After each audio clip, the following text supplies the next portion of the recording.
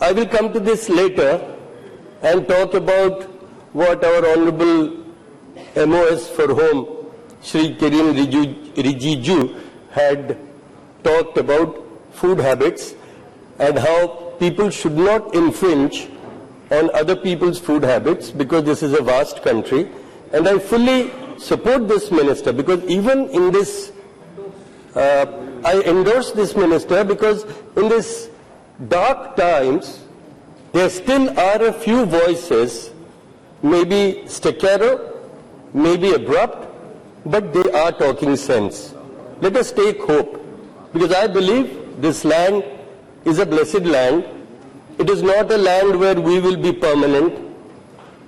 With my feeble mind and my weak body, I have seen many powerful politicians come and they vanish. Many parties come to power. They think we will be here forever. And they boo the others. I remember past 2 Lok Sabhas when we were sitting here, like as usual, we are always sitting this side. And there were another bunch of people there booing the BJP, questioning them. Today they are being questioned. So it is all the same. They are here today, they will be gone. And I can very easily, very clearly see the demise, because the moment the ego rises, the anger rises, the unease amongst the people also rises. And when people go quiet, the powers that be should take caution. On a different note, when some people went to meet a BJP operative, I'm sorry to take the name of your party, around midday, the domestic help outside the door said, "Saab lynch pe gaye hain." And the people who had gone there, you know, all of us people, we are idiots, commoners. We thought Saab lunch pe gaye hain. So they waited. But it took a long time. We have heard this government shirk its responsibilities and always dump the initiative on the state governments.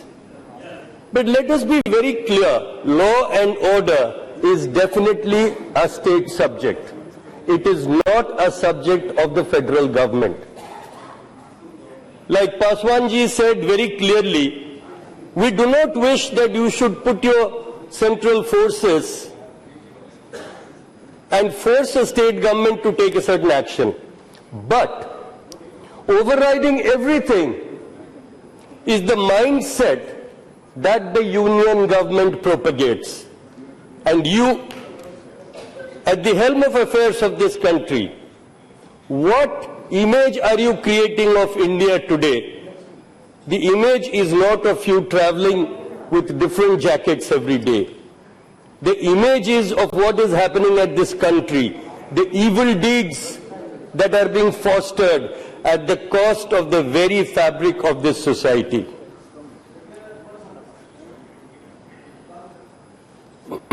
And here I would like to say, somehow, this is again inshallah, God willing, most of these luncheon parties or lynching, whatever they are saying, it is a very serious thing, and it hurts me even if one single individual Indian citizen is killed for no fault of his. One single citizen.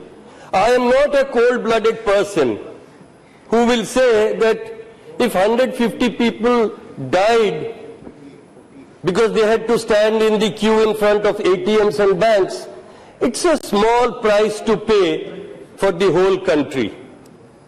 Every single individual Indian is precious for all of us sitting in this house. If we do not consider her or him precious, we are all criminals. The Gaurakshaka running around in the countryside are probably not aware that most of the cows in India today are actually Jersey cows. They are not their mothers. If they are unable to recognize their true mothers, because I know my mother, and I know my father also. If we are unable to recognize our own mothers, it's a very sad thing. And like my colleague speaks in a North Indian language, what Hindi. There was some Hindi song which said, "Na Hindu banunga, na Musalman banunga, insan ka aulad hu, insan banunga." I want to be a human being. Let us not actively help to make this country, to turn it from a democracy into a mobocracy. Nobody is denying that the cow is an important economic animal and important economic tool for rural India. That is why in the centuries gone by, the cow was prayed to by the original Indians. And at the same time, nobody is bothered that our indigenous breeds are dying out. Let us get to the crux of the problem. We have heard, sir, many screaming and shouting here. What is the crux of the problem? Who sells the cows? Who sells the bullocks? It's the poor Hindu farmer. He doesn't sell it out of goodwill. A bullock in Orissa today, a couple, costs anything between 30 to 50,000 rupees. They take a loan from banks, from the Mahajans, to buy a pair of bullocks. A cow also has a similar cost. As long as a cow is milching and the bullock can till or plow, no farmer wants to give up that animal or those animals. We keep them as precious, as precious as the rich people keep their jewels and their cars. It is, and I have never heard of any farmer in India who domesticates a bull. There might be some who domesticate a bull, but I have not heard of them. It is only when the animal gets older and is incapable of working that the poor Hindu farmer is compelled to sell the animals. Who buys it? It's an economic circle.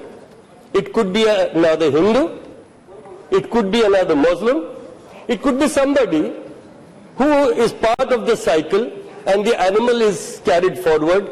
Sometimes it comes to Uttar Pradesh, where it is skinned, where it is killed, where it is butchered. Sometimes it goes to Bangladesh. Sometimes it is done even in certain states within India, like Uttar Pradesh and other places. Like all the tanneries in Kanpur, we all know of them. They are all dealing with cowhide. Now I notice that these buyers have actually stopped going to our villages. They are scared. They are not moving out because they know if they reach there and they buy the cows and bring them back, they will be slaughtered. So what is happening? Our farmers are unable to sell the useless animals. The economic cycle has been put to a stop. If they are not able to sell these, this would have been their seed money to get another loan. They are unable to get a loan to get another pair of bullocks. So you have actually damaged the rural economy. And you have stopped a cycle. So what has happened is that by this lynching process, you have started a movement where you will eventually kill the farmer, the Hindu farmer. In your overdrive of being anti some minority, you are killing the majority. If a farmer keeps an animal which is useless, that animal eats dana, feed of minimum 100 rupees a day. And I've talked to my farmers. Apart from that, an old animal, you have to spend anything between 300 to 700 rupees for medication, to get the vet, to feed him medicine or inject medicines. So it's anything between 3,000 to 3,500 rupees per animal, per month for this poor farmer. So do you expect a farmer can hold on to this kind of an economic burden? We are not talking of that. Nobody I heard discussed about that, about the poor Hindu farmer who's toiling, who's working hard to survive. You talk about keeping tanks in a university. Like some young lady said, why don't you keep a tractor in front of the Gandhi statue here and get some bullocks and tie it here. Let each of us MPs take care of 2 pairs of old bullocks. Do that. Let us see. I have been telling people in my village, in my constituency villages, that when this kind of a situation arises, go to the BJP activist in your village and say that now you take care of my bullocks, now you take care of my cows, I'm going to tie it in front of your house. And people are unwilling to build goshalas. They are talking of some 5 goshalas in this whole country, in this vast, huge subcontinent, 5 goshalas. So, and what's happening to the cows in the goshalas? No, because they are accepting your suggestion. You are accepting his suggestion. Please. All of us stand together to reiterate Article 48 of the Constitution, which clearly says, the state shall endeavour to organize agriculture and animal husbandry on modern and scientific lines and shall, in particular, take steps for preserving and improving breeds and prohibiting the slaughter of cows and calves and other milch and draft cattle. But let us acknowledge that our love for the cow is being misconstrued and twisted to unleash terror on unsuspecting Indians. This is an organized attempt at disruption and distraction from real problems that India faces today. That means, sir, the system, the powers that be, want this house to do exactly what we are doing today. They want us to scream and shout and make a fool of ourselves. Where all these school children who come and sit here, I was wondering earlier today, not now, earlier, they must have been wondering that we behave better in our classes than these elderly grey-haired people behave here. I was ashamed to see that. What example are we setting when this is telecast live throughout the country and people see us? We are screaming, people are leaving their seats. When Tathagata Babu was talking, people were leaving their seats and coming close as if they're going to bash him. Is that a Gaurakhyaka here inside this house? What is happening? I will give 1 or 2 examples and sir, I will wind up. Sir, I am not, I repeat, not going to talk about the cold-blooded murder of a CBI judge hearing the Gujarat massacres. I am not going to talk about 300% increase in assets of certain bigwigs who have who are going to contest to the Rajya Sabha. I am not going to talk such things. Those will be again diversionary tactics on my part, which I don't want to get into. All that I want to get into before I wind up my speeches, the statistics released by the National Crime Records Bureau, NCRB, in its annual report, Crime in India reveals that in 2015, the number of agrarian riots, sir, you know better. Your farmers are running naked here, dying of hunger here, nobody to offer them a glass of water. The number of agrarian riots has increased by a massive 327%. The number of cases of agrarian rioting increased from 628 to 2,683 in 1 year. I have a feeling this year's report will show an even sharper rise. These are official numbers. These aren't little sparks, but signs of a towering crisis. A crisis that all of us are trying to avert. But some are sincere and some are trying to avert for political gains. I will end up with what the Honorable MOS has spoken about food habits. MOS home, Shri Kiren Rijiju ji, who is a very popular man, and everybody likes him here because of his behavior and because of his humility. One minister in Rajya Sabha, a colleague of his, gave a few figures regarding lynching incidents. He said that in 2012, 26 people were killed in 16 incidents, and in 2013, 18 people were killed in 14 incidents. The interesting thing about these figures is that just a day before that answer, on 19 July, his own government through another minister had replied in an unstarred question in the other house, question number 376, asked by Mr. Anil Desai in Rajya Sabha that the National Crime Record Bureau does not maintain data of such incidents. Wonder how a supposedly senior minister reached these figures. Was he talking out of his hat, or was the other house misled with untruth? Or were these the creation of the Twitter and WhatsApp army that has been created by our friends here, by our colleagues here who are ruling us? Because sometimes when they are talking about the army, I don't know whether they are talking about their Twitter and WhatsApp army or they are talking about the Indian army. I get very confused. Who is paying for the Gaurakshaks? Samna, the Shiv Sena mouthpiece, which is one of their strongest allies, a saffron ally, everybody else is not a saffron ally, has said very clearly that the Gaurakshaks are playing the game of Pakistan to divide the Indian society. And most likely, the Gaurakshaks are being paid for by Pakistan. This is in Samna. This is not some English-speaking newspaper reporting. This is the very core of Savarkar's Hindutva. When, we heard that demonetization actually killed black money, stopped funding for Naxals, terrorists, stone pelters, all that is over. Now again, we don't have stone pelters in Kashmir. Here sits one ex-CM, I think, of Kashmir. He should know there is no stone pelting. Still he wears a hat. But what I have to say is that can you find the source of these stone pelters in Kashmir, source of funding? If you can stop that, can you find the sources of funding for the Gaurakshak? Yes.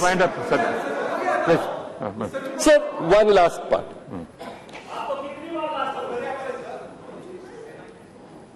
Sir,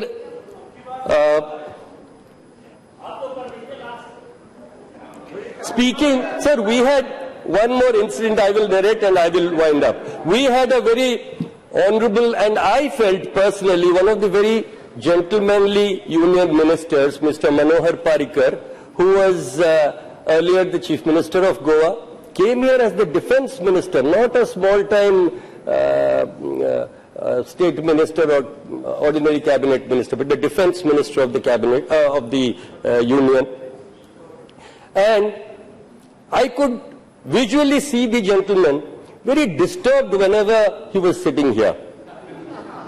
And eventually, I was amazed to notice that he in reality went back to a state called Goa, where his party did not even win a clear majority, stayed back as a chief minister without a clear majority to a state like Goa. And I started pondering, why would he do that? What political sense would make a man give up such a post and go there? He used to sit in the front row. Then I realized that the man is a gentleman. Does that speak enough? It does.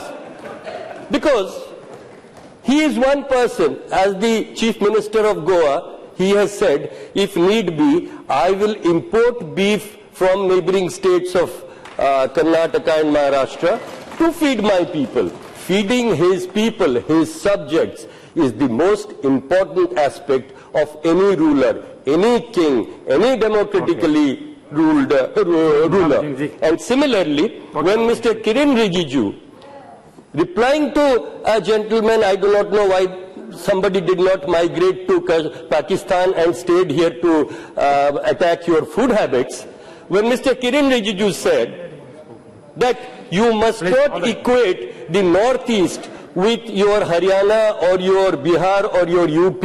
I fully endorse the views of Mr. Rijiju. He is a man who has the guts, and I am not talking something which is not to be used, because you know nowadays those who do propaganda for your party, they have gained a bad word as their name. Which Right. Please, उपाध्यक्ष महोदय,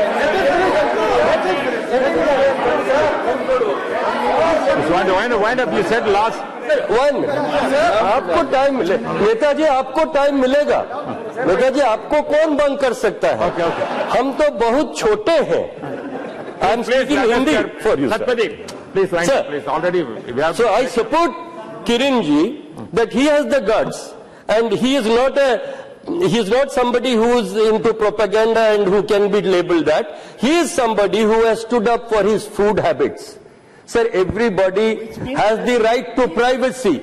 Everybody has the right to choose what he or she will wear, what she or he will eat, how she or he will live, what languages they will speak. Somebody will speak Ahomya, somebody will speak Kannadiga, somebody will speak Bengali, somebody will speak Oriya, somebody will speak Tamil. That is the beauty of this country. You cannot make this a country, a unified country according to your thought of unification. We are united, we were united, and we shall remain united for India, not for certain people's dreams. Thank you, sir.